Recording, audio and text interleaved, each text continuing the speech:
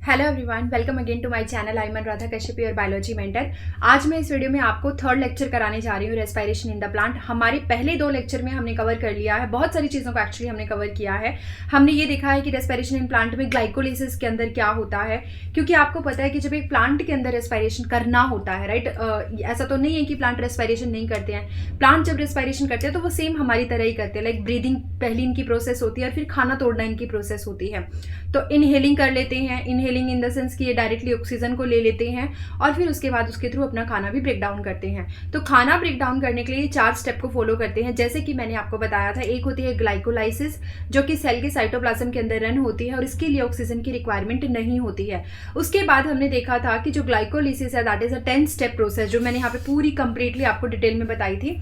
जिन भी बच्चों ने मेरे ये वाले लेक्चर नहीं देखे हैं, प्लीज़ आप जाकर के एक बार लेक्चर देख लीजिए, ताकि आपको एटलीस्ट समझ में आ जाए प्रॉपर, अदरवाइज समझ नहीं आएगा। ठीक है, तो प्लेलिस्ट आपको मिल जाएगी, वन शॉट नीट बायोलॉजी की प्लेलिस्ट आपको मिल जाएगी। और टेलीग्राम चैनल जो है मेरा, उसको ज्वाइन कर लीजिए, लिंक जो है डिस्क्रिप्शन बॉक्स में मैं आपको दे दूंगी। प्लस मैंने PYQ जो है उनकी PDF बनाकर डालनी भी स्टार्ट कर दी है। 11th की फर्स्ट एंड सेकंड यूनिट की PDF PYQ की आपको मिल जाएगी with solution, means with answer की। तो प्लीज़ एक बार गो थ्रू दैट, ताकि आपको बहुत ईजी रहे। एंड मेक श्योर कि आप वो क्वेश्चन ज़रूर लगा लीजिए। होपफुली मैं आज या कल में अपना जो बाकी की यूनिट्स हैं उनको भी एक एक करके डाल दूंगी। तो प्लीज़ बी विद मी, ताकि आपका जो एग्जाम है उससे पहले हम सारी चीज़ें कवर कर पाए, राइट। तो रेस्पिरेशन, जैसे कि मैंने आपको बताया, ग्लाइकोलिसिस ऑलरेडी मैंने कवर कर दी थी, दोबारा रिपीट नहीं करूंगी। प्लीज़ मेरे लास्ट वाले लेक्चर जाकर के देख लीजिए प्लेलिस्ट से, अदरवाइज दिक्कत होगी, जो बच्चे नहीं समझ पाएंगे। ठीक है, फिर हमने ग्लाइकोलिसिस के बाद किया था व्हाट, हमने लिंक रिएक्शन की बात की थी। लिंक रिएक्शन क्या होता है? जो आपके ग्लाइकोलिसिस में प्रोडक्ट बने, कौन कौन से प्रोडक्ट बने थे? 2 पायरुविक एसिड के मॉलिक्यूल बने थे। कैसे बने थे? बाय द 10 स्टेप प्रोसेस, जिसमें एंजाइम इन्वॉल्व थे। तो बेसिकली वो सारे के सारे स्टेप आपको याद रखने हैं। उसी स्टेप पर हमारी जो डायरेक्ट ATP है वो बनी थी, प्लस NADH2 भी हमारा बना था, विच is a energy currency, right. उसके बाद हमने लिंक रिएक्शन की बात की थी और क्रैब्स साइकिल भी साथ में हमने रीड किया था। जो लिंक रिएक्शन है उसमें बताया था कि जो पायरुविक एसिड है वो फर्दर एक अनदर मॉलिक्यूल में कन्वर्ट होता है, that is acetyl coenzyme A। सो यहाँ पे आप देख भी सकते हो कि पायरुविक एसिड जो है वो एसिटाइल कोएंजाइम A में कन्वर्ट हुआ है। एंड इस स्टेप को आप लिंक रिएक्शन बोलते हो। क्यों? क्योंकि यहाँ पर अगर फैट को टूटना है तो वो भी यहीं पे एंट्री करेगा, प्रोटीन को अगर टूटना है तो वो भी यहीं पे एंट्री करेगी। तो overall it is a kind of connection link, जो आपके सारे मॉलिक्यूल्स को कनेक्ट करके कहाँ लेकर के जाता है? क्रैब साइकिल के अंदर लेकर के जाता है। चाहे आपकी लिंक रिएक्शन हो, चाहे आपकी क्रैब साइकिल हो, दोनों ही माइटोकॉन्ड्रिया के मैट्रिक्स के अंदर रन होती है। क्रैब साइकिल के अंदर हमने एक इंपॉर्टेंट चीज देखी थी कि जब पायरुविक एसिड 3 कार्बन का 2 कार्बन के एसिटाइल कोएंजाइम में कन्वर्ट होता है, तो ये acetyl coenzyme A Krebs cycle के थ्रू, जो माइटोकॉन्ड्रिया का मैट्रिक्स है, वहाँ पे एक प्रोडक्ट होता है जिसको हम बोलते हैं ऑक्सैलोएसिटिक एसिड। ये एक सबस्ट्रेट की तरह रिएक्ट करने लगता है और इन the presence of citrate synthase क्या करेगा? ये दोनों मिलकर के आपका नेक्स्ट प्रोडक्ट बनाते हैं, जिसको हम क्या बोलते हैं? सिट्रिक एसिड बोलते हैं, जो कि एक 6 कार्बन का प्रोडक्ट होता है। इसी वजह से द फर्स्ट स्टेबल प्रोडक्ट जो है आपका क्रैब साइकिल का, वो 6 कार्बन का है, इसीलिए हम इसको C6 साइकिल या फिर try carboxylic acetic acid cycle भी बोलते हैं।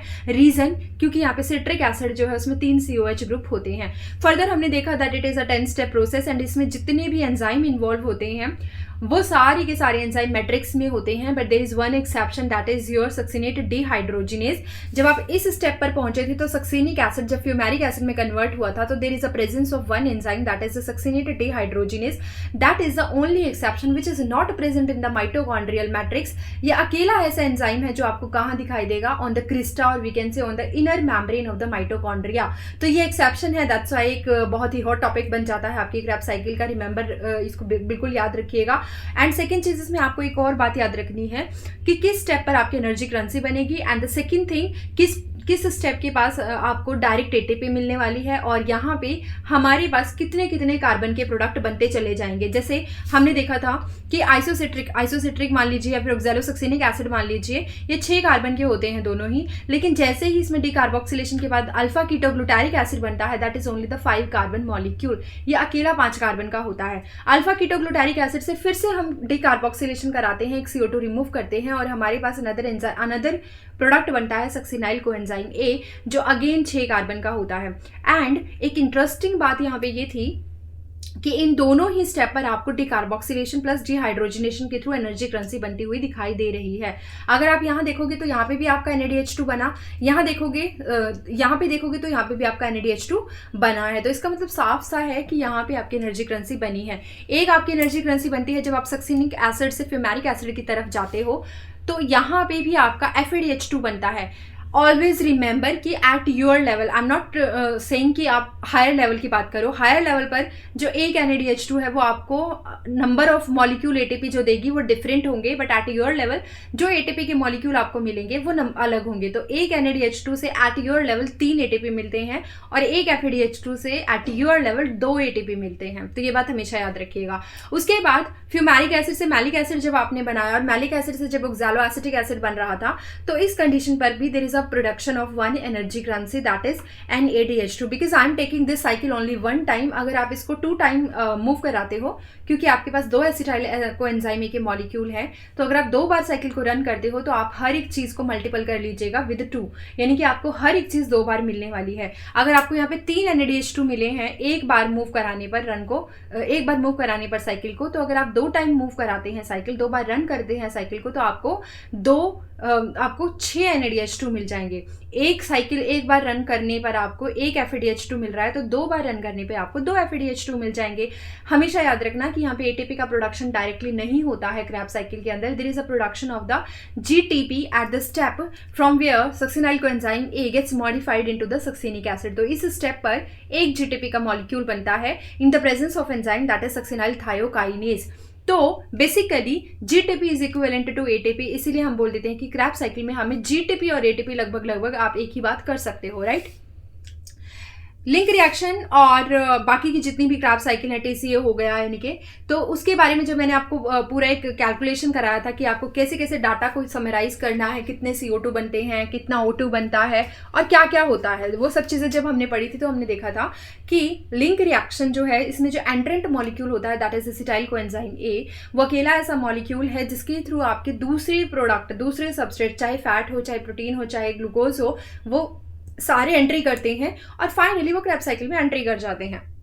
उसके अलावा हमने देखा था कि लिंक रिएक्शन में फर्स्ट टाइम हाइड्रोजनेशन हुआ था, मीन्स NADH2 का प्रोडक्शन हुआ था, बट जो आपकी लिंक रिएक्शन है उसमें फर्स्ट टाइम डिकार्बोक्सिलेशन हुआ था, यानी CO2 रिमूव हुआ था, लेकिन डिहाइड्रोजनेशन हुआ था, but that was not the first time. उसके बाद जब हमने क्रैब साइकिल देखी तो क्रैब साइकिल में हमने देखा कि यहाँ पे मल्टीपल टाइम्स आपका NADH2 प्रोडक्शन हुआ है, यानी कि डिहाइड्रोजनेशन स्टेप इन्वॉल्व है, एंड हमें बहुत सारी एनर्जी करेंसी वहां से मिली थी जो डायरेक्ट फॉर्म में नहीं मिली थी, जो हमें NADH2 की फॉर्म में मिली थी। यानी आप 2 चीजों को संभाल के रखो, एक तो ATP को संभाल के रखो और एक NADH2 को संभाल के रखो। NADH2 और FADH2 दोनों ऐसी एनर्जी करेंसी हैं जिनके अंदर ATP होगा, लेकिन वो ATP हमें डायरेक्ट नहीं मिलता है। वो ATP हमें तब मिलता है जब पूरी साइकिल को हम ETS के थ्रू रन कराते हैं, यानी इलेक्ट्रॉन ट्रांसपोर्ट सिस्टम के थ्रू रन करवाते हैं। तो फाइनली जब आप डायरेक्ट ATP ऑब्टेन करते हो तो उसको बोला जाता है सबस्ट्रेटिव फॉस्फोराइलेशन, बट जब आप NADH2 या FADH2 को ब्रेक डाउन करके एनर्जी प्रोडक्शन करते हो तो आप उसको क्या बोलते हो, oxidative phosphorylation. So in this chapter from the today lecture, आज मैं आपको क्या बताने वाली हूँ about the electron transport system, and hopefully हम कोशिश करेंगे कि आज अपना चैप्टर भी कंप्लीट कर पाए, राइट। तो चलिए let's start with the topic ETS, electron transport system. Please be with me carefully, आप इस चीज को अंडरस्टैंड कीजिएगा, अदरवाइज थोड़ी सी दिक्कत हो सकती है। तो अगर मैं आज आपको ETS के बारे में बताऊं, first of all ETS is a electron transport chain, and ऐसा मान लीजिए कि आप माइटोकॉन्ड्रिया के अंदर घुसे हुए हो, ठीक है, माइटोकॉन्ड्रिया, सेल की माइटोकॉन्ड्रिया के अंदर आप हो, और माइटोकॉन्ड्रिया में भी जो इनर मैम्ब्रेन है मैं उसको थोड़ा सा इलाबोरेट कर रही हूँ। आपको पता है ना कि एक मैम्ब्रेन जो होती है उसकी दो बेसिकली वो लिपिड की लेयर होती है, लिपिड की बाई लेयर होती है, तो हम इसमें लिपिड की बाई लेयर की बात कर रहे हैं। और यानी एक मतलब ऐसा मान लीजिए कि अगर ये suppose this is a mitochondrial matrix, ये वाला एरिया माइटोकॉन्ड्रिया का मैट्रिक्स है जिसमें क्रैब साइकिल रन कर रही है, राइट। क्रैब साइकिल यहाँ पे रन कर रही है, और ये क्या है, this is your inner mitochondrial membrane, जिसको मैंने बड़ा करके दिखा दिया, एक्सपेंड करके दिखा दिया है।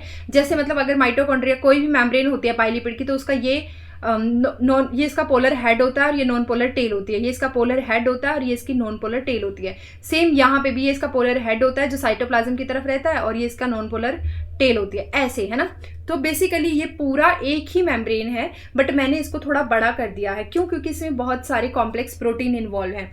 जिन भी बच्चों ने cell the unit of life chapter पढ़ा हुआ है उनको पता होगा कि जो प्रोटीन जो आपकी लिपिड की बाइलेयर होती है वो डायनेमिक की नेचर होती है। क्यों? क्योंकि वहाँ पे लिपिड और प्रोटीन दोनों रहते हैं। तो सपोज अगर ये लिपिड है तो ये प्रोटीन है जो इसके बीच में एम्बेडेड है, इनको हम टनल प्रोटीन या चैनल प्रोटीन बोल देते हैं। क्यों रिस्पॉन्सिबल होते हैं ये? सपोज अगर ये आपका सेल का साइटोप्लाज्म है और ये सेल का मान लेते हैं, है ना, मान लेते हैं कि ये सेल का क्या है, एक्स्ट्रा सेल्यूलर मटेरियल है और ये सेल का साइटोप्लाज्म है। तो कोई चीज यहां से यहां आनी चाहिए या फिर यहां से यहां जानी चाहिए, तो उसके लिए एक सेलेक्टिवली परमिएबिलिटी आपकी सेल मेम्ब्रेन शो करती है। वो ये बताती है कि अगर यहाँ से यहाँ कोई चीज़ जाएगी तो उस पर क्या चार्ज है, और अगर कोई चार्ज है उसके ऊपर तो वो आपका डायरेक्ट जा सकता है या फिर किसी प्रोटीन की उसको रिक्वायरमेंट होगी। तो ऐसा ही कुछ यहाँ पे हुआ। माइटोकॉन्ड्रिया की मेम्ब्रेन को जब इनहेंस करके देखा गया, जूम इन करके देखा गया, तो हमें समझ में आया that there are lot of ions which can not cross the mitochondrial membrane. तो उस कंडीशन में आपको इंटीग्रल प्रोटीन की रिक्वायरमेंट थी। अब इसी के थ्रू आपका ये मैट्रिक्स है, इसको थोड़ा आप समझो, ये माइटोकॉन्ड्रिया का मैट्रिक्स है जहां पे क्रैब साइकिल रन कर रही है।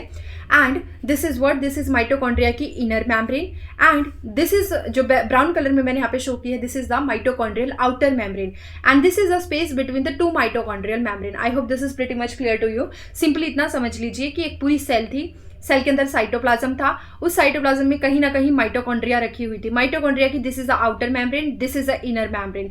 अब इनर मेम्ब्रेन के अंदर है मैट्रिक्स, ठीक है। This is the outer membrane और this is the outer membrane, this is the inner membrane और this is mitochondrial matrix. Inner membrane और आउटर मेम्ब्रेन के बीच में क्या है, स्पेस है, जिसको हम क्या बोलते हैं, peri mitochondrial space. Clear?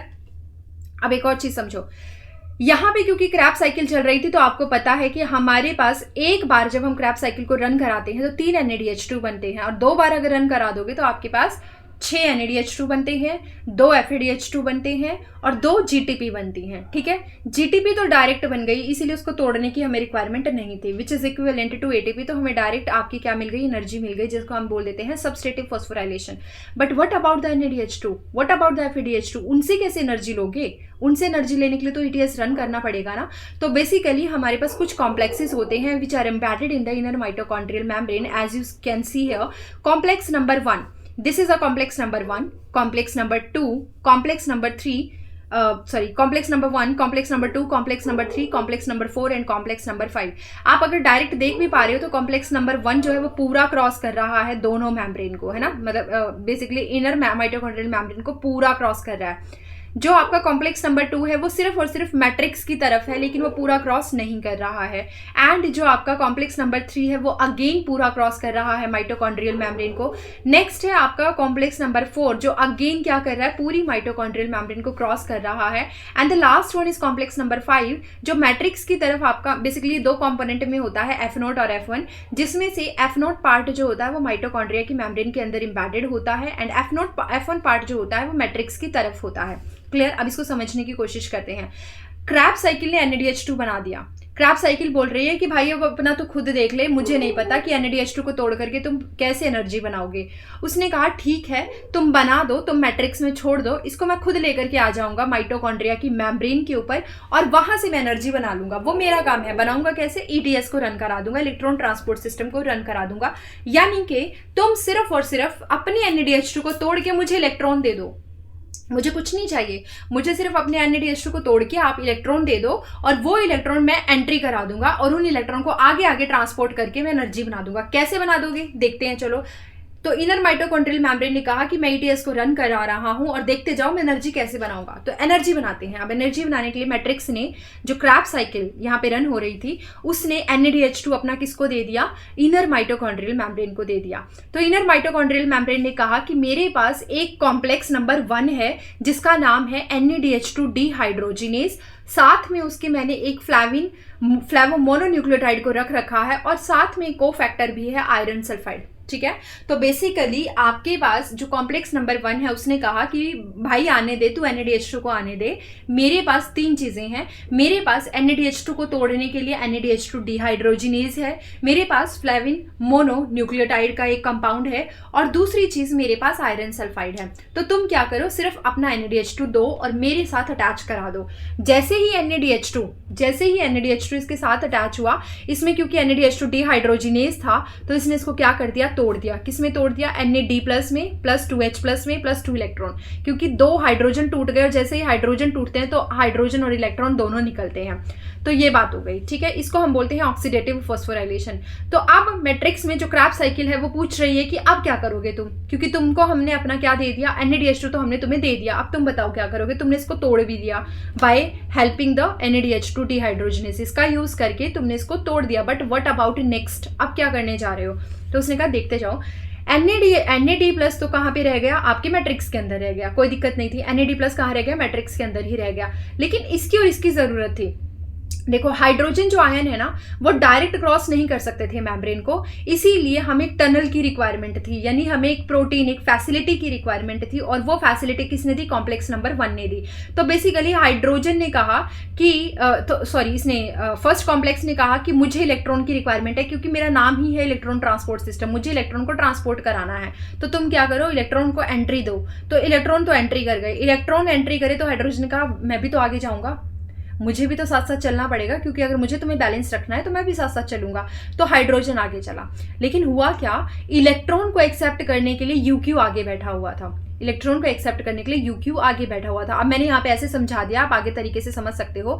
UQ ने इलेक्ट्रॉन को एक्सेप्ट कर लिया because it is a mobile electron career. जो मोबाइल होता है यानी कि वो इधर और इधर इन दोनों कॉम्प्लेक्सेस के बीच में मूव करता रहता है, तो it is a mobile electron career. लेकिन यूबिक्विनोन ने, ये हाइड्रोजन एक्सेप्टर भी होता है, तो यूबिक्विनोन ने इलेक्ट्रॉन भी उठा लिए और हाइड्रोजन भी उठा लिए। तो ये किसमें रिड्यूस हो गया, UQH2 में। इसको हम बोलते हैं यूबिक्विनॉल। अगर ये सिर्फ नॉर्मल था, इसने हाइड्रोजन नहीं लिए थे, तब हम इसको बोल रहे थे यूबिक्विनॉन, बट जैसे ही इसने हाइड्रोजन और इलेक्ट्रॉन दोनों उठा लिए तब हम इसको बोलते हैं reduced form of ubiquinone is ubiquinol. ठीक है, गेट इट। अब इसके बाद यहां से हुआ क्या, कॉम्प्लेक्स नंबर 3 जो था, कॉम्प्लेक्स नंबर 2 का कोई इन्वॉल्वमेंट नहीं है जब आप NADH2 को तोड़ते हो। रिपीट कर रही हूं, ETS में जब NADH2 को तोड़ते हो तो कॉम्प्लेक्स नंबर 2 को निग्लेक्ट कर दो, कॉम्प्लेक्स नंबर 2 को कंप्लीटली हटा दो। लेकिन जब आप FADH2 को तोड़ते हो तो कॉम्प्लेक्स नंबर 1 को हटा दो। तो बेसिकली इलेक्ट्रॉन ट्रांसपोर्ट सिस्टम में जब आपको इलेक्ट्रॉन ट्रांसपोर्ट करवाने हैं फॉर NADH2, अगर आपको एनर्जी बनानी है तो NADH2 के लिए कॉम्प्लेक्स नंबर 2 को भूल जाओ, और अगर आपके पास FADH2 है जिससे एनर्जी बनवानी है तो आप कॉम्प्लेक्स नंबर 1 को भूल जाओ। ठीक है, ये बात आई होप आपको समझ आ गई होगी। अब होगा क्या, फाइनली UQ जो है उससे UQH2 बन गया, रिड्यूस्ड फॉर्म हो गई, इसको हम यूबिक्विनॉल बोलते हैं। कॉम्प्लेक्स नंबर 3, क्योंकि 2 तो गया, 2 की जरूरत नहीं थी, 2 तो गया। अब कॉम्प्लेक्स नंबर 3 पे आए। कॉम्प्लेक्स नंबर 3 जो है उसका नाम होता है cytochrome BC1 complex, cytochrome BC1 complex. तो ये रखा हुआ है साइटोक्रोम BC1 कॉम्प्लेक्स। ठीक है, इसके साथ इसको यूबिक्विनॉल पीछे से क्या लेकर के आ रहा है, इलेक्ट्रॉन और हाइड्रोजन। कॉम्प्लेक्स नंबर 3 ने बोला भाई मुझे सिर्फ इलेक्ट्रॉन की रिक्वायरमेंट है, मुझे हाइड्रोजन नहीं चाहिए, मुझे कोई जरूरत है ही नहीं हाइड्रोजन की, तो तुम एक काम करो, हाइड्रोजन रख लो, इलेक्ट्रॉन मुझे दे दो। इसने कहा ठीक है तुम इलेक्ट्रॉन ले लो, इलेक्ट्रॉन इसको दे दिए, बट इसने ये भी सोचा कि मैं हाइड्रोजन का क्या करूंगा, मुझे तो कोई जरूरत है नहीं हाइड्रोजन की, क्योंकि अगर मैंने हाइड्रोजन के साथ मैं बंध के रहा तो मैं पीछे से इलेक्ट्रॉन उठाता रहूंगा, हाइड्रोजन का क्या होगा, पीछे ज्यादा हाइड्रोजन हो जाएंगे। तो ऐसी कंडीशन में उसने कहा ठीक है हम एक काम करते हैं, आप इलेक्ट्रॉन ले लीजिए, बट मेरे पास जो हाइड्रोजन है उसको मैं कहाँ भेज देता हूँ, स्ट्रोमा में, इसमें पेरिमाइटोकॉन्ड्रियल स्पेस में भेज देता हूँ, यानी जो 2 मेम्ब्रेन के बीच का स्पेस है उसमें मैं क्या भेज देता हूँ, अपने हाइड्रोजन भेज देता हूँ। तो फर्स्ट कॉम्प्लेक्स से आपके हाइड्रोजन चले गए पेरिमाइटोकॉन्ड्रियल स्पेस में और इलेक्ट्रॉन चले गए कॉम्प्लेक्स नंबर 3 के पास। कॉम्प्लेक्स नंबर 3 ने इलेक्ट्रॉन को आगे पास कर दिया। जैसे ही इसके पास इलेक्ट्रॉन आए वैसे ही जो मैट्रिक्स था माइटोकॉन्ड्रिया का, उसमें रखे हुए हाइड्रोजन, मैट्रिक्स में बहुत सारे हाइड्रोजन होते हैं, मैट्रिक कैसे होते हैं वो बैलेंस में बताऊंगी अभी। मैट्रिक्स में हाइड्रोजन जो रखे हुए थे वो अट्रैक्ट हो गए इलेक्ट्रॉन की तरफ। उसने कहा भाई ठीक है, इलेक्ट्रॉन आ गए हैं कॉम्प्लेक्स नंबर 3 के पास, हम क्या करते हैं, हम कॉम्प्लेक्स नंबर 3 के पास चलते हैं। क्यों? क्योंकि उसके पास इलेक्ट्रॉन है। लेकिन जैसे ही वो इलेक्ट्रॉन के पास पहुंचे हाइड्रोजन, वैसे ही इलेक्ट्रॉन जो थे वो आगे दे दिए गए साइटोक्रोम सी के पास। साइटोक्रोम सी कहाँ मिलता है आपको? Towards the perimitochondrial space, perimitochondrial matrix and outer side में मिलता है, यानी इनर मेम्ब्रेन की आउटर साइड में कौन मिलता है आपको? Cytochrome C, which is again a mobile electron carrier. ये भी एक मोबाइल इलेक्ट्रॉन कैरियर है, ये यहाँ से यहाँ मूव करता रहता है। तो हाइड्रोजन तो अट्रैक्ट होकर के आ गए कॉम्प्लेक्स नंबर 3 के पास, 2 हाइड्रोजन 2 इलेक्ट्रॉन के लिए आ गए। लेकिन इलेक्ट्रॉन ने कहा ठीक है तुम आ तो गए हो, लेकिन मेरी कोई जिम्मेदारी नहीं है ये। क्यों? क्योंकि मेरे को तो आगे जाना है, मेरे पास तो साइटोक्रोम सी है, मैं तो आगे ट्रांसपोर्ट हो जाऊंगा, तुम क्या करोगे? तो हाइड्रोजन ने कहा ठीक है, तू आगे ट्रांसपोर्ट हो रहा है, हम पेरीमाइटोकॉन्ड्रियल स्पेस में चले जाते हैं। तो यहां से भी 1 पेयर हाइड्रोजन का कहां निकल गया? पेरीमाइटोकॉन्ड्रियल स्पेस में निकल गया। अब साइटोक्रोम सी ने कहा मैं तो मोबाइल इलेक्ट्रॉन कैरियर हूं, मैं कभी भी इलेक्ट्रॉन को खुद के पास नहीं रख सकता। तो ये इलेक्ट्रॉन कहां अट्रैक्ट हो गए? कॉम्प्लेक्स नंबर 4 के पास अट्रैक्ट हो गए। कॉम्प्लेक्स नंबर 4 जो होता है उसका नाम होता है साइटोक्रोम AA3, और इसको हम साइटोक्रोम ऑक्सीडेज भी बोलते हैं। नॉर्मली कॉम्प्लेक्स नंबर 4 में दोनों चीजों को इंक्लूड कर लिया जाता है, एक तो साइटोक्रोम ऑक्सीडेज को plus cytochrome C which is a mobile electron carrier. तो इन दोनों को ही कॉम्प्लेक्स नंबर 4 में काउंट किया जाता है। अब साइटोक्रोम ए के पास गया कौन? इलेक्ट्रॉन। ये कॉपर सेंटर भी अपने पास रखता है। साइटोक्रोम ए से इलेक्ट्रॉन कहाँ गए? साइटोक्रोम A3 के पास। और साइटोक्रोम A3 से इलेक्ट्रॉन कहाँ निकल गए? मैट्रिक्स की तरफ। ठीक है, मैट्रिक्स की तरफ इलेक्ट्रॉन निकल गए। मैट्रिक्स में ऑलरेडी हाइड्रोजन आयन थे। एंड इफ यू रिमेंबर, जब हमने रेस्पायरेशन की इक्वेशन लिखाई थी तो मैंने कहा था कि वहां पे ऑक्सीजन यूज होती है अगर आप एरोबिक रेस्पायरेशन की बात कर रहे हो। तो वहां से जो आपने O2, जो प्लांट ने O2 ली थी एटमॉस्फेयर से, वो O2 आपके किसके साथ जुड़ जाएगी? जो इलेक्ट्रॉन आपके आ रहे हैं कॉम्प्लेक्स नंबर 4 से, और जो मैट्रिक्स में क्या रखा हुआ है? वाटर के, जो मैट्रिक्स में आपका हाइड्रोजन आयन रखा हुआ है, इन सब के साथ मिलकर के क्या बना देगी? एक वाटर मॉलिक्यूल बना देगी, विच is a metabolic water molecule. यहां पे ऑक्सीजन क्या है? अगेन रिपीट कर रही हूं, यहां पे ऑक्सीजन क्या है? ऑक्सीजन इज अ टर्मिनल, आखिर का है ना, तो oxygen is a terminal electron और हाइड्रोजन एक्सेप्टर। अगर ऑक्सीजन जो है वो ना होती, अगर आपने एरोबिक रेस्पिरेशन ना किया होता, कुछ भी चला लो, आप क्रैब साइकिल चला लो, आप वो लिंक रिएक्शन चला लो, आप ETS रन करा लो, अगर ETS में भी आपको लास्ट में ऑक्सीजन नहीं मिलेगी तो बेटा आपका इलेक्ट्रॉन नहीं बने, इलेक्ट्रॉन जो है उसको जुड़ने के लिए जगह नहीं मिलेगी। और अगर इलेक्ट्रॉन को जुड़ने के लिए जगह नहीं मिली तो ऐसी कंडीशन में आपका मेटाबॉलिक वाटर नहीं बन पाएगा और आगे एनर्जी नहीं बन पाएगी। क्लियर हो गई ये बात? क्योंकि जो हाइड्रोजन है, जो मैट्रिक्स में हाइड्रोजन रखे हैं वो कंज्यूम होने जरूरी हैं, तो वो हाइड्रोजन कौन उठा रही है? ऑक्सीजन उठा रही है। ऑक्सीजन इलेक्ट्रॉन के साथ, इलेक्ट्रॉन उसको कॉम्प्लेक्स से मिल रहे हैं, तो जैसे ही यहाँ से वो ऑक्सीजन उठाती है उसी कंडीशन में क्या बन जाता है? मेटाबॉलिक वाटर बन जाता है। बट अब एक चीज और आपके दिमाग में आएगी कि इलेक्ट्रॉन जब यहाँ आए तो हाइड्रोजन क्या एक से अट्रैक्ट हुए? डेफिनेटली जो मैट्रिक्स में हाइड्रोजन रखे हुए थे वो हाइड्रोजन फिर से अट्रैक्ट हो गए इलेक्ट्रॉन के लिए कि हाँ अब आ गया इलेक्ट्रॉन, अब हम क्या करते हैं, हम भी इसके पास चले जाते हैं। तो साथ में यहाँ से हाइड्रोजन गए, लेकिन उन्हें क्या पता था कि इलेक्ट्रॉन को आगे एक्सेप्ट करने के लिए the terminal acceptor for the hydrogen is oxygen. Already oxygen रखी हुई है मैट्रिक्स में, तो वो घबरा गए। उन्होंने क्या कहा कि हम कॉम्प्लेक्स नंबर 4 को छोड़ देते हैं। वो छोड़ के कहाँ निकल गए? पेरीमाइटोकॉन्ड्रियल स्पेस के अंदर निकल गए। तो फाइनली आपके पास 3 कॉम्प्लेक्सेस थे, कॉम्प्लेक्स नंबर 1, 3 और 4। इन तीनों कॉम्प्लेक्सेस से आप देख भी सकते हो 1 पेयर ऑफ हाइड्रोजन क्या है? पेरीमाइटोकॉन्ड्रियल स्पेस के अंदर निकल गया है और इलेक्ट्रॉन फाइनली ट्रांसपोर्ट हो गया है। यूबीक्यूनॉन के कॉम्प्लेक्स नंबर 1 के पास गया, फिर यूबीक्यूनॉन के पास गया, फिर कॉम्प्लेक्स नंबर 3 के पास गया, फिर कॉम्प्लेक्स नंबर 4 के पास गया और फाइनली ऑक्सीजन के पास चला गया। और इस तरीके से पानी बन गया, मेटाबॉलिक वाटर बन गया। So here oxygen is a terminal electron acceptor from complex number 4। This is very very important, complex के नाम आपको याद रखने पड़ेंगे। अब हाइड्रोजन ने कहा कि अगर हम पेरीमाइटोकॉन्ड्रियल स्पेस में हैं तो हमारा नंबर ज्यादा होता जा रहा है, और जब भी यहाँ पे नंबर ज़्यादा हो गया तो इसका मतलब यहाँ पे नंबर कम होने लग गया होगा।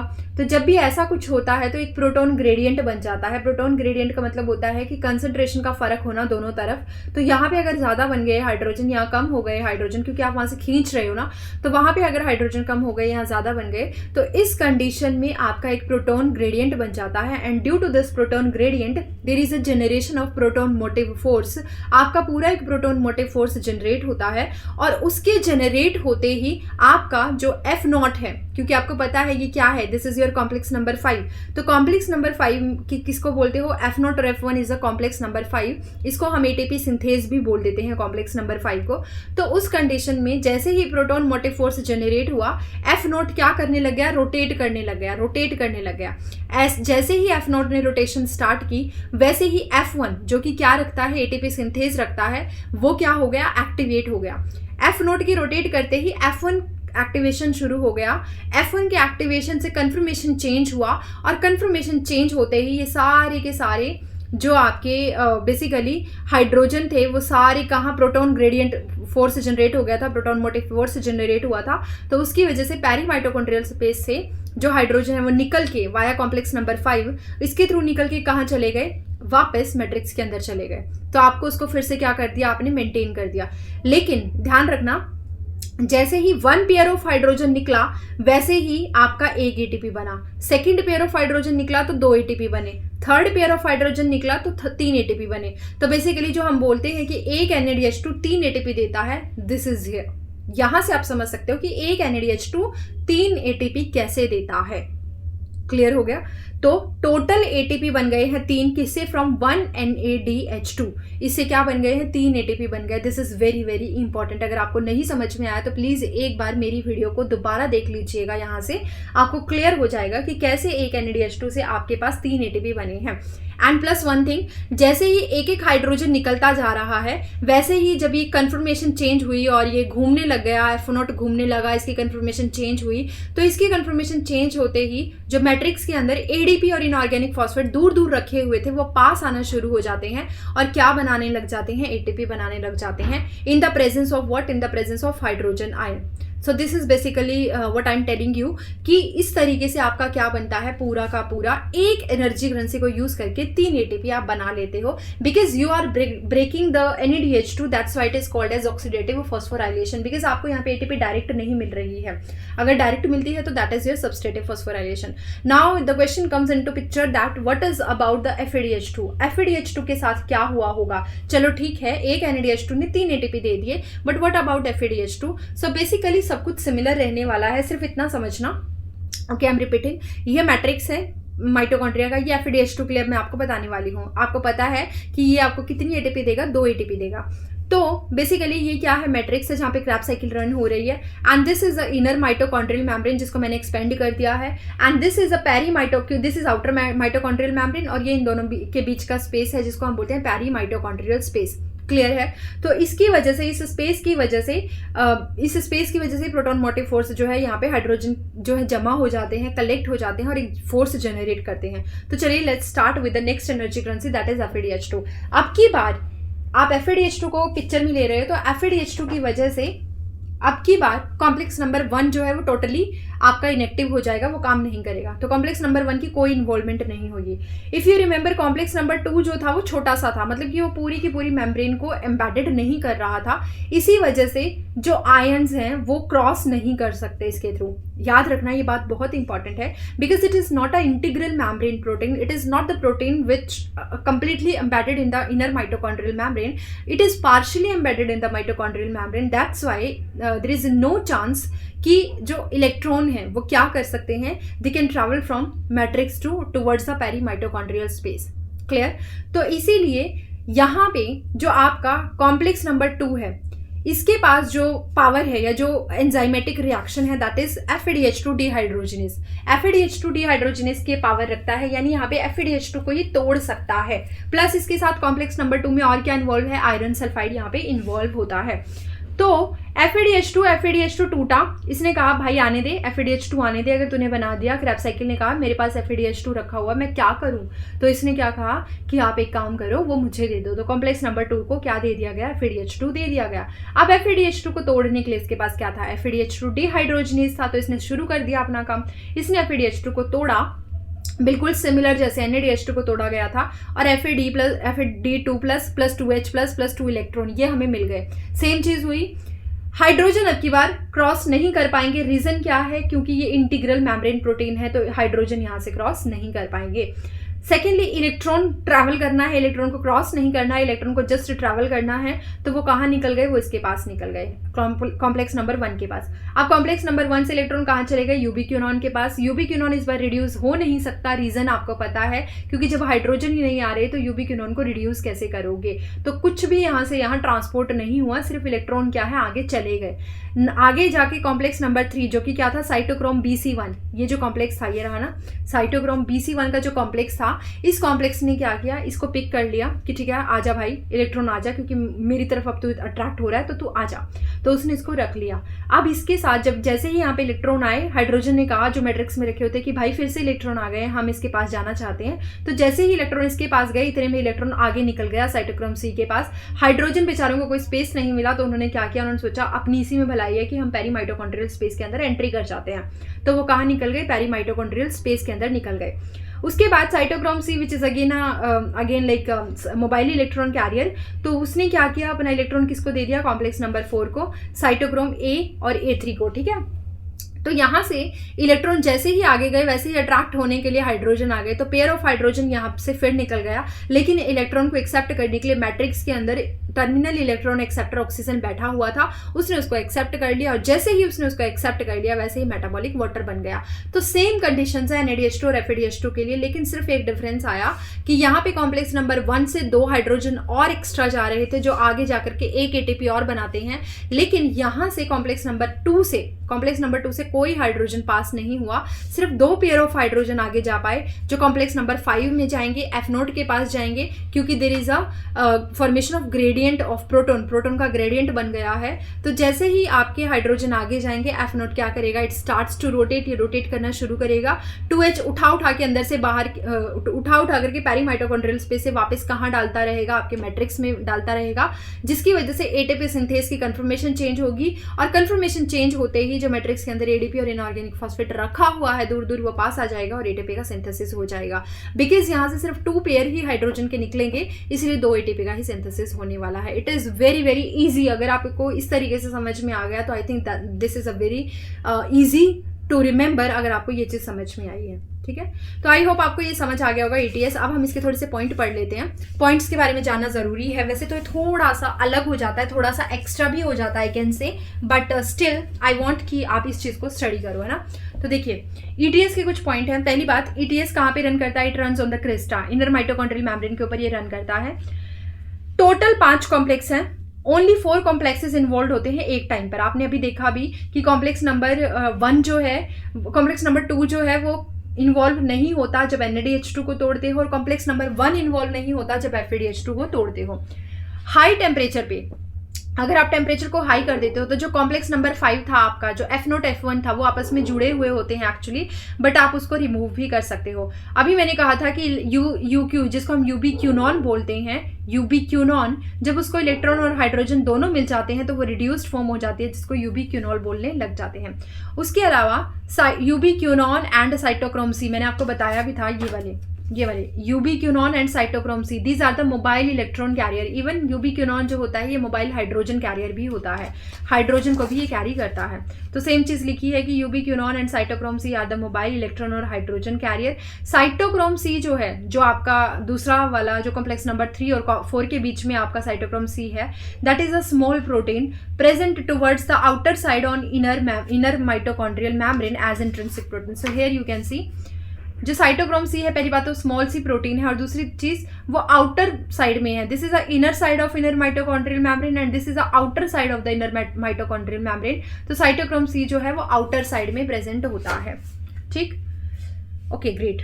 नाउ वन NaDH2 जो होगा उसके लिए 3 पेयर ऑफ हाइड्रोजन लगते हैं, मैंने बताया भी था 3 पेयर ऑफ हाइड्रोजन लगेंगे, और यानी कि 6 हाइड्रोजन लगेंगे और 3 ATP बनेंगे। एक FADH2 के लिए सिर्फ 2 पेयर हाइड्रोजन लगते हैं, क्योंकि कॉम्प्लेक्स नंबर 2 से तो कोई हाइड्रोजन क्रॉस ही नहीं कर पाता, तो यहाँ पे 2 ATP। तो टोटल कितने हो गए? टोटल बेसिकली आपके पास 5 NaDH2 बने थे, एक बना था आपका, एक साइकिल से बता रही हूँ एक्चुअली, एक साइकिल से एक NaDH2 आपका बना था ग्लाइकोलिसिस में, और एक NaDH2 आपका बना था जब आप लिंक रिएक्शन की बात कर रहे थे, और 3 NaDH2 आपके बने थे जब आप क्रैब्स साइकिल की बात करते हो। तो एक साइकिल में 5 NaDH2 बने थे, तो 2 साइकिल में कितने बने होंगे? 2 साइकिल में 10 NaDH2 बने होंगे, और एक NaDH2 3 ATP देता है, तो 10 NaDH2 आपको टोटल 30 ATP देते हैं। इसी तरीके से हमें पता है कि सिर्फ 2 ही FADH2 बने हैं 2 साइकिल रन कराने पर, तो 2 FADH2, एक FADH2 आपको 2 ATP देता है, तो 2 FADH2 आपको 4 ATP देगा, सिंपल कैलकुलेशन। तो इसीलिए हमें ज़्यादा एनर्जी किसकी वजह से मिली है? ऑक्सीडेटिव फॉस्फोराइलेशन, इनको तोड़ने की वजह से हमें ज़्यादा एनर्जी मिलती है। टर्मिनल इलेक्ट्रॉन और हाइड्रोजन को एक्सेप्ट करने वाला कौन था? ऑक्सीजन था, जो क्या बनाता है? वाटर बना देता है, जिसको हम क्या बोलते हैं? मेटाबॉलिक वाटर बोल देते हैं। अगर ऑक्सीजन नहीं होता तो पूरी ETS रन नहीं कर पाती, कोई फायदा नहीं होता, क्योंकि एनर्जी नहीं बन पाती, because there is no formation of protein motive force. ठीक है। F0 एंड F1 जो मैंने भी बताया, complex number 5, they are coupled, आपस में कपल्ड होते हैं, जुड़े हुए होते हैं, but you can uncoupled them, आप उनको अलग भी कर सकते हो by using the dinitrophenol inhibitor. There is a kind of inhibitor which helps you to uncouple the F0 और F1। ये दोनों जो है पूरे कॉम्प्लेक्सेस, ये वाला कॉम्प्लेक्सेस जो है, ये वाला कॉम्प्लेक्स आपस में जुड़ा हुआ होता है, बट अगर आप इसको रिमूव करना चाहते हो, दूर करना चाहते हो, तो you can use dinitrophenol, and उसके थ्रू आप इसको अलग कर सकते हो, है ना। पोटेशियम साइनाइड जो होता है टॉक्सिक की तरह बिहेव करता है, is a non competitive inhibitor attach with allosteric site of cytochrome oxidase where 2 copper ion center is present and bring allosteric modulation in the active site. That's why oxygen binding affinity is lost and oxygen cannot form water and hydrogen है। Simple सी बात है कि आपका जो cytochrome complex number 4 था, यहाँ से समझा देती हूँ, जो कॉम्प्लेक्स नंबर 4 था एक्चुअली में इसके पास ये प्रोटीन है, प्रोटीन एक एंजाइम की तरह भी बिहेव करती है ना। तो यहाँ पे साइटोक्रोम ऑक्सीडेज है, ये वाला एंजाइम है, तो इस एंजाइम की एक साइट होती है एक्टिव साइट, जहाँ पे किसको बाइंड करना है? इलेक्ट्रॉन को बाइंड करना है, और एक साइट होती है एलोस्टेरिक साइट। एलोस्टेरिक साइट पे कुछ भी बाइंड नहीं करता, और बेसिकली ऑक्सीजन बाइंड कर जाती है नॉर्मली एक्टिव साइट पे, और ऑक्सीजन और इलेक्ट्रॉन बाइंड करके हाइड्रोजन के साथ वाटर बना देते हैं, बट इसकी एलोस्टेरिक साइट हमेशा फ्री रहती है। बट हुआ क्या, अगर आपने पोटेशियम साइनाइड दे दिया जो कि एक टॉक्सिन की तरह बिहेव करेगा, तो वो क्या करेगा, जो इसकी एलोस्टेरिक साइट खाली थी, जो साइटोक्रोम ऑक्सीडेज की एलोस्टेरिक साइट खाली थी, वहां पे जाकर के जुड़ जाएगा और एक्टिव साइट को कंप्लीटली चेंज कर देगा। एक्टिव साइट पर अब आपके इलेक्ट्रॉन और ऑक्सीजन नहीं जुड़ सकते, जिसकी वजह से मेटाबॉलिक वाटर नहीं बन पाएगा और पूरा का पूरा एटीपी सिंथेसिस रुक जाएगा। ऐसी कंडीशन में आपको बाहर से एटीपी देने पड़ेंगे, एटीपी के इंजेक्शन आपको लगाए जाएंगे। सेम प्लांट के साथ नहीं होता। नॉर्मली अपनी बात की है, ह्यूमंस की बात की है कि हमारे अंदर जब एटीपी बनता है तो कई बार वो रुक जाता है एटीपी बनना। तो वो क्यों होता है? Due to potassium cyanide. इसीलिए हम इसको एक किलिंग मॉलिक्यूल भी बोल देते हैं पोटेशियम साइनाइड को, ठीक है। Act as a toxin we can say. Next है plants are resistant to cyanide. Same चीज़ है कि प्लांट को कोई फर्क नहीं पड़ता अगर आप उनको साइनाइड दे भी दोगे, क्योंकि अगर वो एनर्जी नहीं बना पाए तो वो क्या करने शुरू कर देते हैं, वो अल्टरनेट वे यूज़ कर लेते हैं और वो हीट बनाने लग जाते हैं। हमारे अंदर ऐसा नहीं होता कि अगर हम एटीपी नहीं बना पा रहे तो हम हीट बना ले, नहीं, हमारे अंदर ऐसा नहीं होता। बट यस, डेफिनेटली प्लांट्स के अंदर होता है। अगर उनके पास एनर्जी नहीं बन पा रही तो वो हीट बनाना शुरू कर देते हैं, ठीक है। नेक्स्ट है ब्राउन फैट जो होता है, इसके पास एक थर्मोजेनिन प्रोटीन होता है एंड इसीलिए हीट प्रोडक्शन में ये हेल्प करता है। जो छोटे बच्चे होते हैं उनमें ब्राउन फैट ज़्यादा होता है, हमारे अंदर व्हाइट फैट ज़्यादा होता है। तो जो ब्राउन फैट होता है उनको हीट देता है, उनकी बॉडी में हीट बनाता है ताकि वो गर्म रह सकें, वो अपने बाहर के एनवायरनमेंट से लड़ सकें। लेकिन जैसे जैसे आप बड़े होते चले जाते हो ब्राउन फैट का नंबर कम होता है। ब्राउन फैट के पास एक थर्मोजेनिन प्रोटीन भी होती है। नेक्स्ट हमने थोड़ा सा बात की किसके बारे में, जो एटीपी है, एटीपी की प्रोडक्शन आपने फोटोसिंथेसिस में मेरे साथ देखा भी था कि जब F0 F1 का कन्फर्मेशन चेंज होता है, एटीपी सिंथेसिस होती है, that is derived by the Peter and Mitchell and it is known as a chemiosmotic hypothesis, क्योंकि यहाँ पे प्रोटॉन ग्रेडियंट फोर्स लगता है और उसी की वजह से एटीपी जनरेट होती है। तो एटीपी प्रोडक्शन के लिए अगेन कैमी-ऑस्मोटिक हाइपोथेसिस यहाँ पे भी फॉलो की जाती है। अब आप एक डिफरेंस देखो between the phosphorylation, between the oxidative phosphorylation and the substrative oxidative phosphorylation, photophosphorylation actually difference दिखा रखा है। ऑक्सीडेटिव जो है वो माइटोकॉन्ड्रिया के अंदर रन कर रही है। फोटोफॉस्फोराइलेशन जो जी स्कीम थी, non cyclic photophosphorylation, cyclic photophosphorylation, वो कहाँ रन करते हैं? क्लोरोप्लास्ट में थाइलाकोइड की मेम्ब्रेन के ऊपर। ठीक है, जिन्होंने फोटोसिंथेसिस मेरे साथ पढ़ा उनको समझ आ जाएगा। यहाँ पे ऑक्सीडेटिव फॉस्फोराइलेशन में रिड्यूस्ड कोएंजाइम जो है वो होता है ऑक्सीडेशन में, दैट इज NADH2। यहाँ पे NADH2 इन्वॉल्व होता है, NADH2 टूटता है तब जाकर के एनर्जी बनती है। और यहाँ पे आपके जो NAD+ है, NADP+ है, वो फाइनली NADPH2 में कन्वर्ट होता है, यानी यहाँ पे एनर्जी करेंसी बनती है, यहाँ पे एनर्जी करेंसी टूटती है ना। NADH2 टूटता है तब ATP देता है, यहाँ पर NADPH2 बनता है और एनर्जी को in the form of ATP store कर लेता है। यहाँ पे अगर आप देखोगे तो ऑक्सीडेशन में वाटर जो है वो टर्मिनली प्रोड्यूस होता है। टर्मिनली अभी हमने मेटाबॉलिक वाटर बनाया भी था।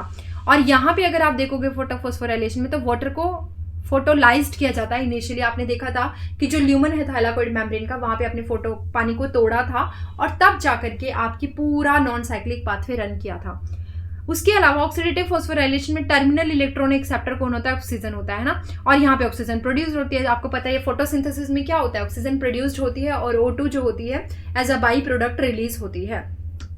ठीक है, तो उसके अलावा ऑक्सीडेटिव फॉस्फोराइलेशन में प्रोटॉन फ्लो जो है वो ल्यूमन की तरफ होता है। फिर रिमेंबर थाइलाकोइड का जो ल्यूमन था वहां पे पानी टूट रहा था और प्रोटॉन ग्रेडियंट बढ़ता जा रहा था, क्योंकि जो आपकी थाइलाकोइड मेम्ब्रेन थी वहां पे नॉन साइक्लिक स्कीम चल रही थी और उसकी वजह से प्रोटॉन जो है वो अंदर की तरफ आ रहे थे from the stroma towards the lumen of thylakoid. But यहाँ पे जस्ट अपोजिट है, यहाँ पे मैट्रिक्स के अंदर हाइड्रोजन ज्यादा थे, वहां से उठा करके आप कहाँ डाल रहे हो? Between the peri mitochondrial space. तो ये कंप्लीटली वी कैन से कि यहाँ इन पॉइंट्स में ये अलग होता है। लेकिन दोनों में सिमिलैरिटीज क्या होती है? जब फोटोसिंथेसिस करते हो तब क्या सिमिलैरिटी है और रेस्पिरेशन करते हो तब क्या सिमिलैरिटी है? तो दोनों में ही ETS रन कर रहा है, दोनों में इलेक्ट्रॉन ट्रांसपोर्ट सिस्टम है। वहां पे non cyclic photophosphorylation, cyclic photophosphorylation, उस टाइम पर आपके इलेक्ट्रॉन जो है वो ट्रांसपोर्ट हो रहे थे। और यहाँ पर भी आपने देखा कि माइटोकॉन्ड्रिया के अंदर पूरा ETS चलता है between the complex system. Clear? वहां पे भी साइटोक्रोम भी था, वहां पे यूबीक्यूनॉन भी था एंड सेम आपको यहाँ पे भी इलेक्ट्रॉन मोबाइल कैरियर मिल जाएंगे, मोबाइल इलेक्ट्रॉन कैरियर मिल जाएंगे, यूबीक्यूनॉन एंड साइटोक्रोम। ठीक है, तो आई होप ETS के बारे में आपको क्लियर हो गया। जिन बच्चों को अब तक ETS नहीं आती थी वो खुश हो जाओ, क्योंकि इससे ईजी नहीं हो सकता जितना मैंने बता दिया। अब आपको एक इक्वेशन में दिखाई देता है, जब हम इनिशियली एक इक्वेशन की बात करते हैं, फिर रिमेंबर मैंने आपको कहा था कि आपके पास 6 C6H12O6 होते हैं O2 की प्रेजेंस में, 6 O2 की प्रेजेंस में 6 CO2 और 6 वाटर मॉलिक्यूल प्लस 36 और 38 ATP बनाते हैं। 36 अलग अलग जगह 36 बनता है, 38 अलग अलग जगह बनता है। इसके लिए शटल सिस्टम रिस्पॉन्सिबल होता है, ग्लिसरॉल फॉस्फेट शटल और malate aspartate shuttle system. Because that is not in your syllabus, इसलिए मैं इसके साथ उसमें नहीं जा रही हूँ, डीप में नहीं जा रही हूँ, बट स्टिल एक बार बता देती हूँ। शटल सिस्टम जो है ये यूज किया जाता है, is used to feed NADH2 from cytoplasm formed during the glycolysis into the mitochondrial membrane for ETS so that energy can be produced। अभी हमने देखा ना कि NADH2 को तोड़ के हमने एनर्जी बनाई थी माइटोकॉन्ड्रियल मेम्ब्रेन के अंदर, इनर माइटोकॉन्ड्रियल मेम्ब्रेन के अंदर, प्लस हमने FADH2 को तोड़ के ETS रन कराया था और हमने एनर्जी का प्रोडक्शन किया था। दैट इज बिल्कुल क्लियर, उसमें कोई दिक्कत नहीं थी। बट एक चीज और, अब आपको पता है कि साइटोप्लाज्म में अगर ग्लाइकोलिसिस चली थी, ग्लाइकोलिसिस कहाँ चली थी? साइटोप्लाज्म में रन हुई थी। NADH2 तो वहां पे भी बना था। अब NADH2 जो है उसको आपको एंट्री कराना है माइटोकॉन्ड्रिया मेम्ब्रेन के अंदर, तब जाके ETS रन कर सकता है। मेरी बात समझ में आई? देखो एक बार सुनो ध्यान से, यहाँ पे ग्लाइकोलिसिस में अगर आपको दिखाई दे रहा है, ग्लाइकोलिसिस में आपको पता है इस स्टेप पे NADH2 बना था, बट ये पूरी ग्लाइकोलिसिस कहाँ रन कर रही है? ये तो साइटोप्लाज्म में रन कर रही है। और हमने क्रैब साइकिल में बनाया NADH2, वो कहाँ पे था? वो माइटोकॉन्ड्रियल मैट्रिक्स के अंदर बनाया था। अब माइटोकॉन्ड्रियल मैट्रिक्स तक तो ठीक है, वहां की NADH2 आप उठा करके तोड़ दोगे, वहां के NADH2 आपने उठाए और तोड़ दिए, लेकिन ग्लाइकोलिसिस में जो NADH2 बना बेटा वो तो साइटोप्लाज्म में बन गया ना। साइटोप्लाज्म वाला NADH2 अंदर कैसे लेकर के आओगे? एक मेम्ब्रेन बैरियर भी तो आ गया, सेलेक्टिवली परमिएबिलिटी भी तो आ गई मेम्ब्रेन की, तो उसको लेकर के आने के लिए आपको शटल सिस्टम यूज करने पड़ते हैं। अब शटल सिस्टम की खासियत ये है कि अगर आप शटल सिस्टम चला रहे हो, कौन सा? ग्लिसरॉल फॉस्फेट, तो उसमें वो क्या करेगा कि जो NADH2 बाहर बना, जो आपका ग्लाइकोलिसिस में साइटोप्लाज्म में NADH2 बना, वो जब अंदर आएगा तो उसकी खास बात ये होती है कि वो NADH2 से FADH2 में कन्वर्ट हो जाता है। और आपको पता है जिस एक NADH2 से आपको 3 ATP मिलनी थी, अब एक FADH2 से आपको 2 ATP मिलेंगी। तो आपकी ग्लाइकोलिसिस में 2 मॉलिक्यूल NADH2 बने थे जिससे आपको 6 ATP मिल सकती थी, लेकिन अब ग्लाइकोलिसिस, अब आपका जो NADH2 है वो एंट्री करा, अगर ग्लिसरॉल फॉस्फेट सिस्टम के थ्रू वो एंट्री करता है तो वो अब 2 FADH2 में कन्वर्ट हो गया है, यानी अब आपको 6 की बजाय 4 ATP मिलने वाली हैं। तो जो मैंने कहा 36 और 36 कब मिलती है? जब ग्लिसरॉल फॉस्फेट शटल सिस्टम चलता है, और 38 कब मिलती है? जब आपके पास कौन सा शटल सिस्टम चलता है? मैलेट एस्पार्टेट शटल सिस्टम चलता है। तो यहाँ से आपका NADH2 FADH2 में टूट जाता है, तो एक एक आपकी ATP यहाँ कम हो जाती है, और यहाँ पे एज इट इज रहता है NADH2, यहाँ पे भी NADH2, तो आपकी बराबर ATP अंदर एंट्री करती है ETS के अंदर। ठीक है, तो इससे ज़्यादा मत जाना, अभी मैं नहीं बता रही हूँ, आपके काम का भी नहीं है। कुछ पॉइंट्स याद रख लो कि प्रोकैरियोट में हमेशा 38 ATP बनती है, क्योंकि वहाँ पे यही वाला शटल सिस्टम चलता है। उसके अलावा यूकैरियोट में डिपेंडिंग अपॉन द लोकेशन आपकी डिफरेंट ATP बनती है, जैसे कि हमने लिखा भी है कि ब्रेन के अंदर 36 ATP बनती है, क्योंकि वहाँ ग्लिसरॉल फॉस्फेट शटल सिस्टम चलता है, और मैलेट एस्पार्टेट शटल सिस्टम आपका कार्डियक मसल्स में चलता है और किडनी में और लीवर में, इसलिए इनको ज़्यादा एनर्जी चाहिए, 38 ATP बनते हैं। यूकैरियोट और प्लांट में ज़्यादातर हम देखते हैं तो प्लांट के अंदर तो 36 ही बनते हैं। ठीक है, एनिमल में अलग अलग हो सकता है, लेकिन बहुत सारे यूकैरियोट हैं एनिमल के अलावा, तो मतलब बेसिकली एनिमल बोल दीजिए आप 36 और 38 ATP यहाँ पे बनता है डिपेंडिंग अपॉन पोजीशन। प्रोकैरियोट में शटल सिस्टम होता ही नहीं है, एक्चुअली एब्सेंट होता है, इसलिए वहाँ पे ATP का प्रोडक्शन क्या है? 38 ATP है। वहाँ पे कोई मेम्ब्रेन ही नहीं है, माइटोकॉन्ड्रिया कुछ है ही नहीं, सब कुछ साइटोप्लाज्म में ही हो रहा है, तो इसीलिए वहाँ पे डायरेक्ट 38 ATP ही बनती हैं। क्लियर हो गया? अब ये काउंट है एनर्जी के लिए 1 ग्लूकोज मॉलिक्यूल के लिए। मुझे नहीं लगता इसको डिटेल में करना ज़रूरी है, क्योंकि आपको समझ आ गया है एनर्जी अकाउंट, मैंने आपको बहुत अच्छे से समझा दिया है। डायरेक्टली इतना समझ लो कि यहाँ पे ग्लाइकोलिसिस में आपको टोटल नेट बता रही हूँ, 2 ATP आपने खर्च किए थे, 2 साइकिल को रन कराने पे 4 ATP बने थे, तो 4 ATP डायरेक्ट थे, 2 ATP यहाँ बने थे, तो 4 में से 2 माइनस करके आपके पास 2 ATP आ गए थे। ठीक है, नेट यहाँ पे कितने बने थे? 2 ATP बने थे, वो डायरेक्ट बन गए थे, इसलिए हम इसको सबस्ट्रेटिव फॉस्फोराइलेशन बोल देते हैं। आपके 2 NADH2 यहाँ बने थे, तो 6 ATP हमें बाद में ETS रन करा दोगे तो यहाँ से मिल जाएंगे। उसके बाद हमने ये वाली साइकिल देखी थी, इस साइकिल में अगर आपने ध्यान दिया हो तो आपके पास एक NADH2 बना था एक बार साइकिल रन के लिए, 2 मॉलिक्यूल ने एंट्री की थी पायरुविक एसिड की, तो 2 NADH2 यानी 6 ATP यहाँ से बन जाएंगे। फिर हमने ये वाली पूरी साइकिल देखी थी जिसमें एक बार साइकिल रन करने पे 3 NADH2 थे, और एक बार साइकिल रन करने पे एक FADH2 था, और एक बार साइकिल रन करने पे एक GTP था, लेकिन हमने साइकिल को 2 बार रन कराया था, इसीलिए हमें टोटल 6 NADH2 मिले थे, 2 FADH2 मिले थे और 2 GTP मिले थे।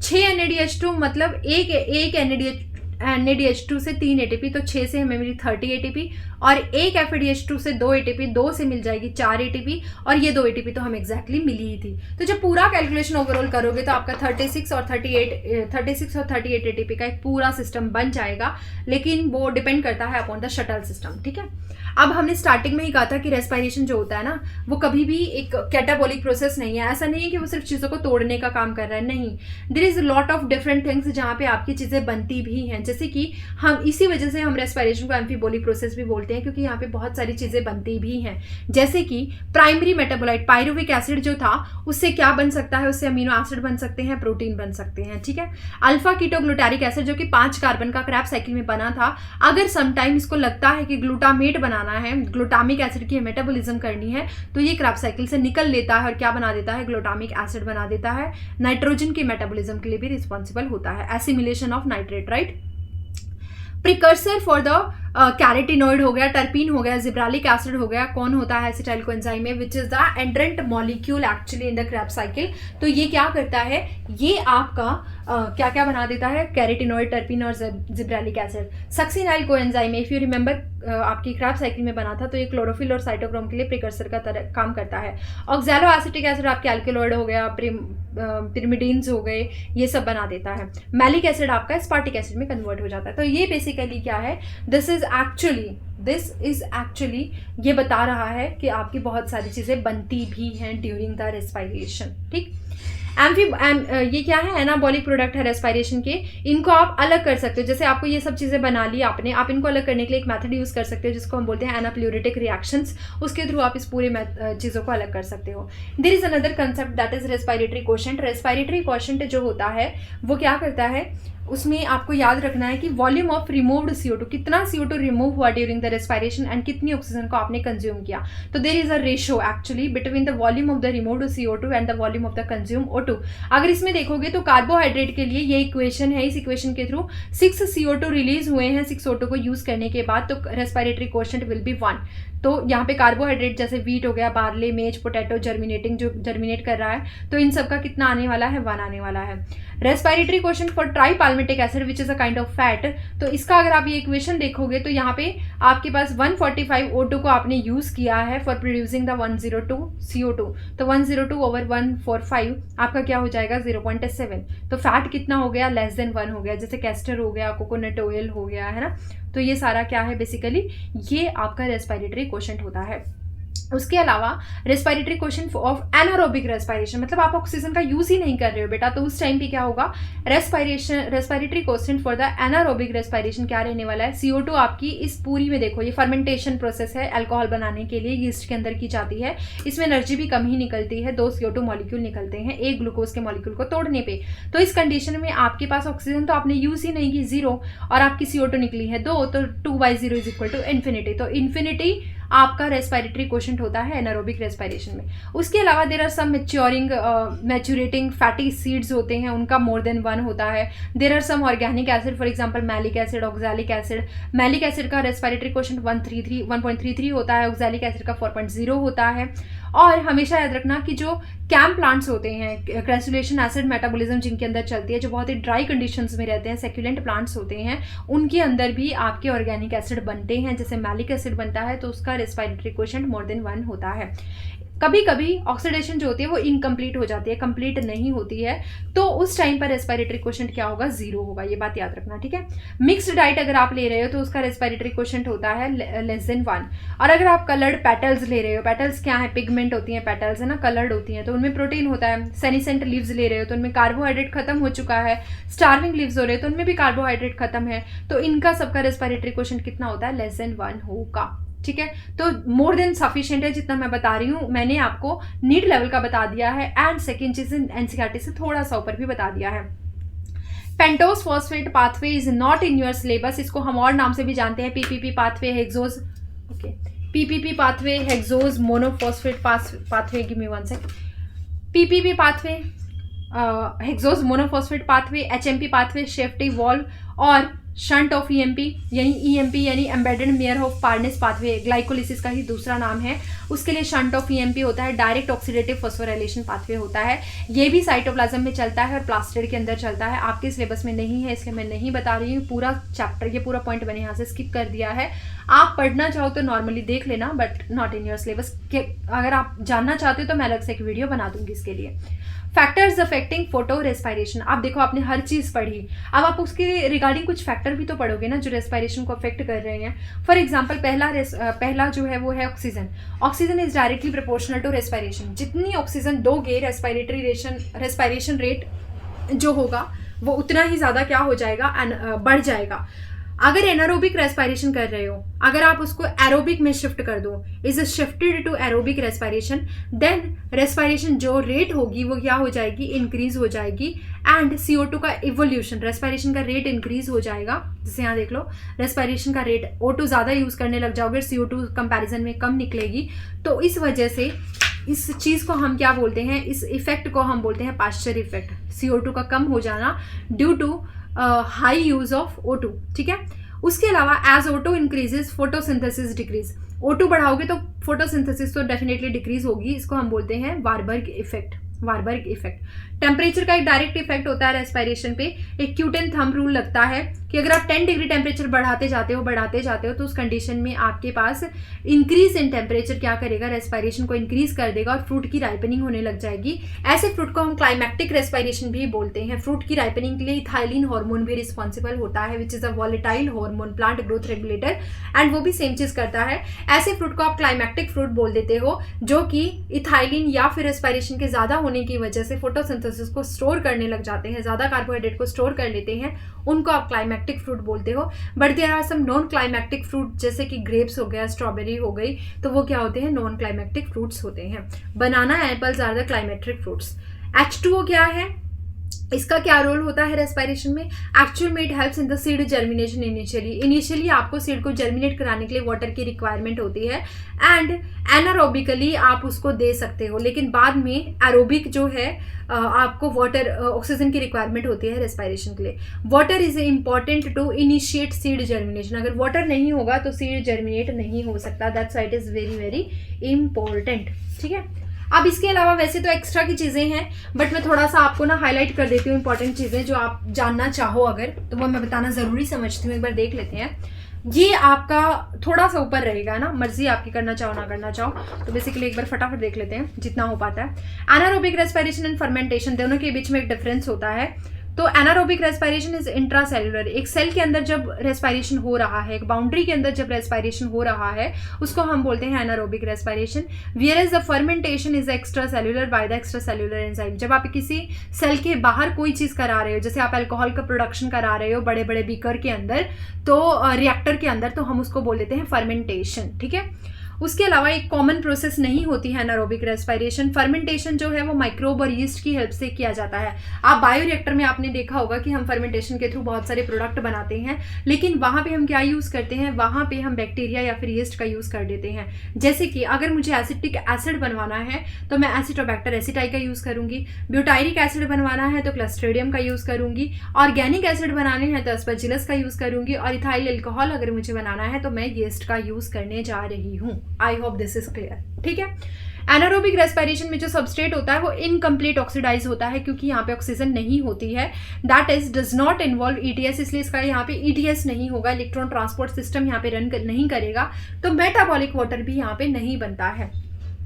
हमारे पास कई बार क्या होता है कि जब हम बहुत तेज़ी से भाग के आते हैं, सीढ़ियाँ चढ़ के आते हैं, तो हमें पूरी प्रॉपर इनफ ऑक्सीजन नहीं मिल पाती, और ऐसी कंडीशन में एनारोबिक रेस्पिरेशन हमारी बॉडी के अंदर चलने लगता है, और जिसकी वजह से लैक्टिक एसिड का प्रोडक्शन होता है मसल्स के अंदर, और हमें बेसिकली पेन होने लग जाता है ना। तो फर्मेंटेशन तो हमारी सेल के अंदर चल नहीं सकती, क्योंकि हमारे पास ऐसा मान लीजिए कि बैक्टीरिया है, लैक्टिक एसिड बैक्टीरिया, वो क्या करने लग जाता है, लैक्टिक एसिड का प्रोडक्शन करवा देता है। अब अगर आपको अल्कोहल बनवाना है तो आपको अल्कोहलिक फर्मेंटेशन करनी पड़ेगी। अल्कोहलिक फर्मेंटेशन आप बीकर या रिएक्टर के अंदर करोगे, बायो रिएक्टर के अंदर, तो आप अपने मॉलिक्यूल ऐड कर दो वहाँ पे। जैसे आपने क्या ऐड किया, आपने ग्लूकोज को ऐड किया, कुछ कॉम्प्लेक्स ऐड किया एंजाइम के, फाइनली आपको क्या मिल गया, अल्कोहल मिल गया, O2 मिल गई और ATP CO2 मिल गई और ATP मिल गई। अब कैसे मिली देखो, हुआ क्या, जैसे आपने ग्लूकोज डाला है ना, तो ग्लूकोज ने ग्लाइकोलिसिस की एनारोबिक रेस्पिरेशन में क्या बना दिया, पायरुविक एसिड के 2 मॉलिक्यूल। पायरुविक एसिड के लिए आपने जो जाइमेज एंजाइम कॉम्प्लेक्स डाला था उसमें 2 एंजाइम होते हैं, एक होता है पायरुवेट डी कार्बोक्सिलेज, एक होता है alcohol dehydrogenase. Pyruvate D carboxylase को काम करने के लिए मैग्नीशियम आयन की जरूरत होती है, तो पायरुविक एसिड के 2 मॉलिक्यूल के ऊपर किसने काम किया, पायरुवेट डिहाइड्रोजिनेज ने, और क्या बना दिया, एसिटाल्डिहाइड के 2 मॉलिक्यूल प्लस CO2 के 2 मॉलिक्यूल। अब यही एसिटाल्डिहाइड के 2 मॉलिक्यूल के ऊपर किसने काम किया, अल्कोहल डिहाइड्रोजिनेज ने। As the name suggest dehydrogenase, तो ये क्या करेगा, NADH2 को तोड़ देगा NADA में, यहाँ पे जिंक जो है वो एक्टिवेटर की तरह रिएक्ट करेगा, और एसिटाल्डिहाइड जो है वो इथाइल अल्कोहल के 2 मॉलिक्यूल में टूट जाएगा, तो फाइनली आपको CO2 मिल गया और इथाइल अल्कोहल मिल गया। ठीक है, एंड इससे आपको एनर्जी भी मिल गई। तो जाइमेज एंजाइम कॉम्प्लेक्स कंटेन, जाइमेज एंजाइम ये वाला 2 चीज़ें रखता है, एक तो पायरुवेट डी कार्बोक्सिलेज को रखता है और दूसरा अल्कोहल डिहाइड्रोजिनेज को रखता है। From pyruvic acid, pyruvic acid से पहले क्या बनेगा, एल्डिहाइड बनेगा, एंड इससे बाद में क्या बन जाएगा, अल्कोहल बन जाएगा। तो ये बात याद रखना। यीस्ट, अब एक बात याद रखो, अब जिस बायो रिएक्टर के अंदर आपने ग्लूकोज डाल करके अल्कोहल बनाना शुरू किया था, धीरे धीरे अल्कोहल बनने लग जाता है, लेकिन किसकी प्रेजेंस में बन रहा है, यीस्ट की प्रेजेंस में बन रहा है, सैक्रोमाइसिस सेरेवियाई की प्रेजेंस में बन रहा है।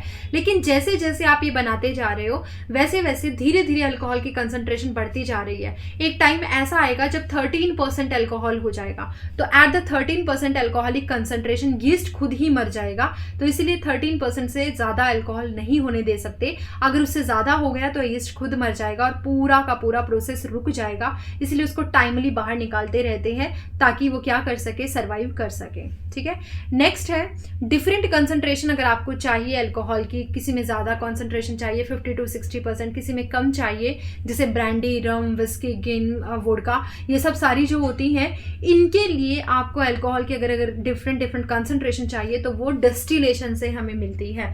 आपको उसको डिस्टिल्ड करना पड़ता है तब जाकर के ये आपको मिलती है। ठीक है, तो कुछ माइटोकॉन्ड्रिया और प्लास्टिड के ओरिजिन के बारे में बात की गई है। मैं इसको डिटेल नहीं बता रही हूँ, सिंपली बता देती हूँ।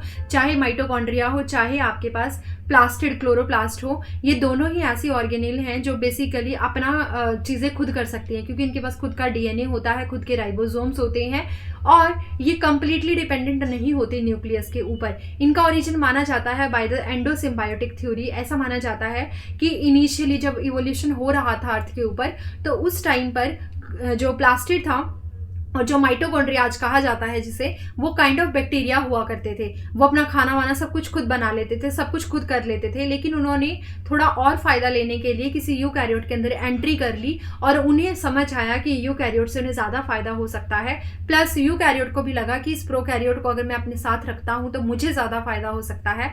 ऐसी कंडीशन में जब दोनों को एक दूसरे से फायदा मिला तो इसीलिए प्रोकैरियोट जो थे उन्होंने खुद को चेंज कर लिया और वो माइटोकॉन्ड्रिया और प्लास्टिड में कन्वर्ट हो गए। और आज भी वो अपना जो बैक्टीरिया है वैसा फीचर रखते हैं, अपना खाना वाना सब कुछ अपना मतलब अपनी एक्टिविटीज़ खुद कर लेते हैं। तो इसको हम बोलते हैं एंडोसिम्बायोटिक थ्योरी।